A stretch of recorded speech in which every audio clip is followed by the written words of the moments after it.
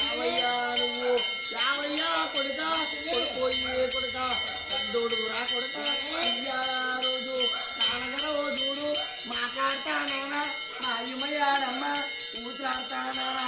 ఊరొద్దాడమ్మ సంసారాన్ని ఒగ్గి కుటుంబాన్ని ఒగ్గి బంధువుల్ని ఒగ్గి చుట్టాల్ని ఒగ్గి వెళ్తున్నాడమ్మా తెల్లు మంట